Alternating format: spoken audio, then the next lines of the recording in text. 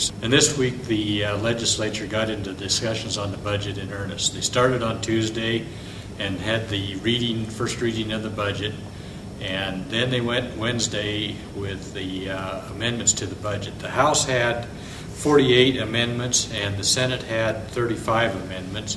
One of the interesting amendments that came on that generated a lot of discussion was an amendment to take money out of the Wildlife Trust Fund and move that over into community colleges. And the money they were taking from the Wildlife Trust Fund was the money used for conservation easements. And while that budget amendment failed, there was a lot of discussion and a lot of good debate as to the value of funding conservation easements with public money. Another bill that they talked about was Senate File 18, and that bill was the reimbursement for livestock based on removal because of diseases.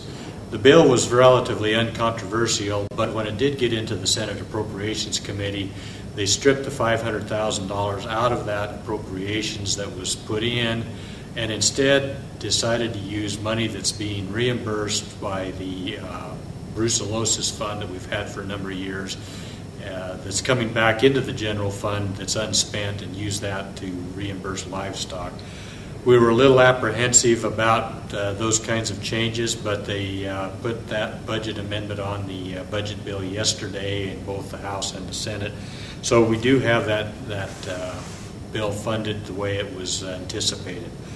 Senate File 41, the wolf management bill, seems to be moving along without any controversy. Both the House and the Senate don't seem to have anyone that has any real heartburn with it. I know there's a few citizens out there that do, but apparently the legislative body and the governor don't feel that there's any need to make any real amendments. The last bill that I want to talk about before I turn it over to Brett is the Senate File 85, and that's the bill that would clarify that the Department of Environmental Quality does have the authority to issue general permits. That's something that a lot of agricultural people don't get involved with, but with the recent changes in the pesticide application and the need to get a pollution discharge permit before you can apply certain kinds of pesticides, we're very much interested in that, and we see that issue as something that we need to pay attention to. And I'll turn this over to Brett and have him visit with you about some of the issues. Thanks, Ken. The first bill I'd like to talk about is House Bill 6, which was during the interim season was touted as a change in place of use for water used in irrigation districts. When the bill came forward, it not only had change in place of use, but change in use. Last fall, with a change in our policy for Wyoming Farm Bureau, we were able to support the bill. However, this bill failed in committee this week. It did not receive any action at all. I think there was some concern about having change in use in this bill as well.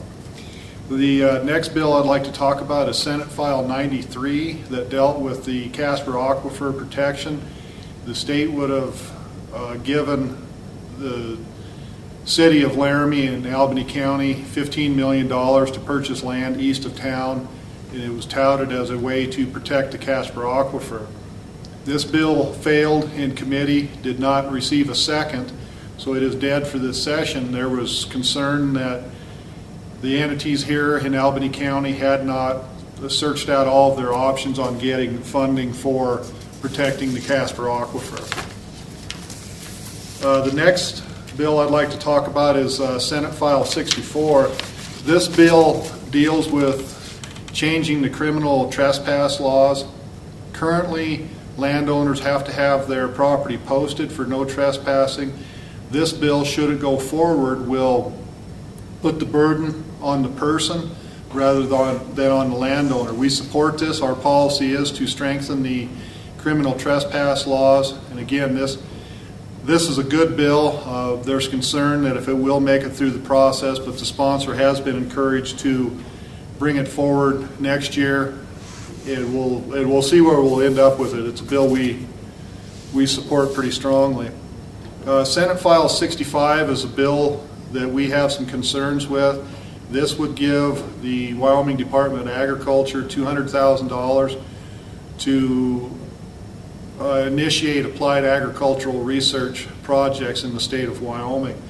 Our concerns is this is something that the University of Wyoming should already be doing, but is not currently doing. They have done it in the past, and we question the need for it. Shouldn't the university already be doing this?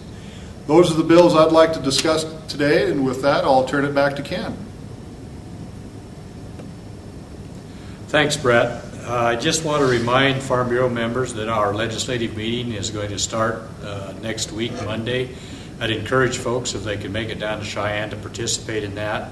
We've got a program where we have an individual coming in and talking about income protection and some of the programs available there, as well as some of the things you need to be aware of if you're developing a spill prevention program for your property. We'll also have the executive director of the Wyoming Trucking Association come in and talk about trucking issues that affect them and ultimately affect agriculture in the state of Wyoming. We would encourage folks to come down, and we certainly appreciate folks tuning in. Thank you.